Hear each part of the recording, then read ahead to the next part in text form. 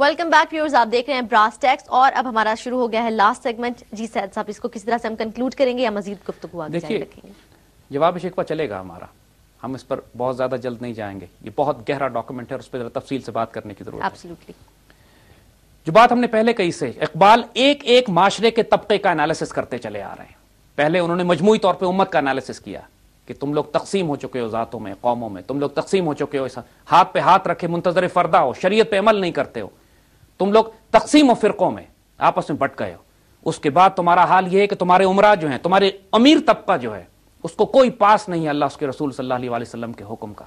وہ اپنی دولت تقسیم نہیں کرتا غربا میں، وہ اپنی دولت کی مساوی تقسیم معاشرے سے ختم ہو کے رہ گئی ہے.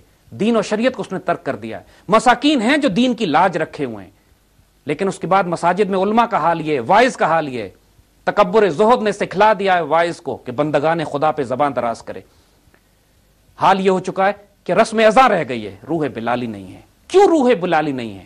کیوں صرف رسم اذاں رہ گئی ہے؟ یہ نوٹ کیا ہے کبھی کسی نے؟ یہ غور کیا ہے اس بات پر کسی نے؟ یہ اس وقت یہ عذاب نازل ہوتے ہیں امت کے اوپر جب اس کے علماء کرپٹ ہونے لگے، جب جیسے بات کی ان کا رزق حرام ہونے لگے، جب ان کے اندر وہ نگاہ بلند اور سخن دل نواز نہ ہو. یہ ممکن نہیں ہے کسی قوم کے علماء سٹینڈ لے جائیں حق کے لیے اور وہ قوم خراب ہو جائے. امام مالک پر کوڑے پڑتے تھے، ایسے ایسے کوڑے جو ایک کوڑا ہاتھی کو پڑے تو وہ چیخ پڑتا، لیکن اس کے باوجود انہوں نے امت کے راستے سٹینڈ لیا.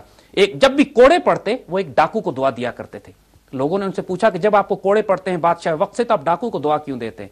کہتے ہیں جب مجھے زنجیروں میں باندھ کر بادشاہ کے دربار میں لایا جا رہا تھا تو سامنے سے وہ ڈاکو آ رہا تھا اور مجھے دیکھ کے اس ڈاکو نے کہا کہ امام میں ڈاکو ہوں، چوری سے باز نہیں آیا، مجھے اتنے کوڑے مارے ان لوگوں نے.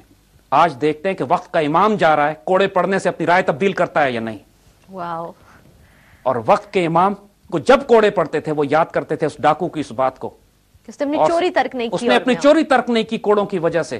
اور میں اپنا امام ابو حنیفہ ایک دفعہ بارش میں جا رہے تھے تو کچھ بچے پھسل گئے بارش میں، تو امام نے ان بچوں سے کہا ذرا بیٹا دھیان کرنا، پھسلنا نہیں. تو وہ بچے کہتے ہیں امام ہماری فکر نہ کریں، آپ نہ پھسلیے گا، آپ پھسل گئے تو امت پھسل جائے گی. یہ تھے وہ امام ہمارے، یہ تھے وہ ہمارے بزرگ، یہ وہ علماء تھے جو امتوں کو سنبھال کے رکھتے تھے. امت کا زوال اس لیے آیا ہے کہ علماء سو بڑھ گئے ہیں علماء حق کے مقابلے میں. علماء حق ختم نہیں ہوئے، آج بھی ہیں، مگر علماء سو بڑھ گئے ہیں. نتیجتاً امت فتنوں میں اور فرقوں میں تقسیم ہو کے رہ گئی، ڈسبیلنس ہو گئی. فلسفہ رہ گیا، تلقین غزالی نہ رہی. وہ نور کہاں سے آتا ہے؟ ایک عالم میں، ایک درویش میں، ایک فقیر میں.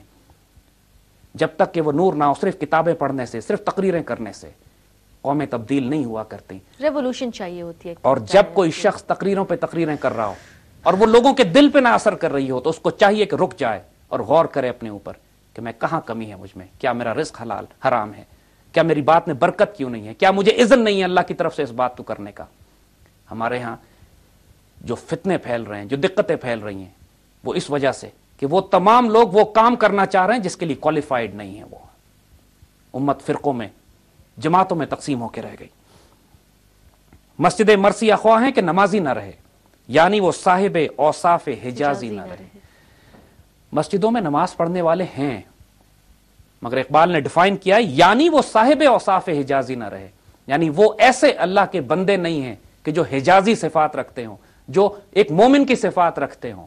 نمازیں پڑھنے والے بہت ہیں، لاکھوں مسلمان حج اور عمرے کرتے ہیں ہر سال، لیکن امت زوال سے زوال کی طرف چلتی چلی جا رہی ہے. مسلمانوں کی حالت کیوں نہیں بدلتی؟ کیوں اللہ کہتا ہے کہ ایک آدمی میرے پاس حج کرنے کے لیے آتا ہے، خانہ کعبہ کے پردوں میں ہوتا ہے، تکلیف اٹھا کے دور سے آتا ہے اور رو رو کے دعا کرتا ہے، لیکن میں اس کی دعا قبول نہیں کر سکتا چونکہ اس کا پورا وجود حرام میں پلا ہوا ہوتا ہے، ربا کے پیسے سے، رشوت کے پیسے سے، کسی کے مال جبر کر کے اور ہڑپ کر کے وہ عمرہ کرنے کے لیے آتا ہے. میں کیسے اس کی دعائیں قبول کر لوں؟ دعائیں قبول کرنے کی پہلی شرط رزق حلال ہے، یعنی وہ صاحب اوصاف حجازی نہ ہے. شور ہے کہ ہو گئے دنیا سے مسلمان نابود، ہم یہ کہتے ہیں کہ تھے بھی کہیں مسلم موجود. وضع میں تم ہو نصارہ وہ تمدن میں ہنود، یہ وہ مسلمان ہیں جنہیں دیکھ کے شرمائے یہود. یوں تو سید بھی ہو، مرزا بھی ہو، افغان بھی ہو، تم سبھی کچھ ہو، بتاؤ تو صحیح تم مسلمان بھی ہو. اس کو ایکسپلین کرنے کی ضرورت تو نہیں ہے. یہاں مسلمانوں کا حال دیکھ لیجئے کیا ہے. امت تباہ و برباد ہو رہی ہے، ان کے عیاشیاں، نیو ایئر نائٹس اور ان کے ویلنٹائن ڈیز ختم نہیں ہو رہے ہیں. وضع میں تم ہو نصارہ، تمدن میں ہنود. ہنود ہندوؤں کو کہتے ہیں. हमारा सारा कल्चर जो इंडियन तहजीब, इंडियन कल्चर जो इस मुल्क में मुसल्लत हो रहा है, हिंदुस्तान हम पे हमला करने जा रहा है और इंडियन फिल्में हमारे घरों में घुसी बैठी हैं। बिल्कुल, हमारी तमाम फैमिली, बच्चे हैं हमारे, लैंग्वेज गुफ्तगू वो इस्तेमाल करने लगे हैं जो हिंदी फिल्मों की हमारे घरों में दाखिल हो रही हैं। अगर केबल टीवी वाले इंडियन फिल्में बंद नहीं करते तो क्या इस कौम को शर्म हया नहीं है कि खुद देखना बंद कर दे? वज़ा में नसारा, ज़ाहिरन हमारा सारी तहजीब मगरिब से आ रही है और तमद्दुन में हुनूद, सारा कल्चर हमारा इंडिया से आता है। उसकी बसंत भी हम करेंगे, उसकी तहजीब, उसका तमद्दुन, उसका सब कुछ कि जी अमन है, पीस।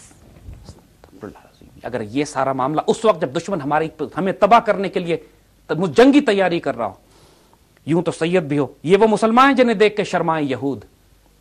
यानी मुसलमान मशहूर था अपने कैरेक्टर और किरदार की वजह से। हम अल्लाह ताला से इज्जत तो मांगते हैं, लेकिन वो किरदार वो इख्तियार किया है जो कि मग़दूब अलैह यहूदियों का है। हम कत्ल भी करते हैं, तबाह बर्बाद भी करते हैं एक दूसरे को, अल्लाह के दिए हुए माल को खर्च भी नहीं करते। सारा कुछ जो यहूदियों की, जिसकी वजह से यहूदी कौम तबाह की अल्लाह ने, आज वो सारी आदत मुसलमानों में फैली हुई हैं।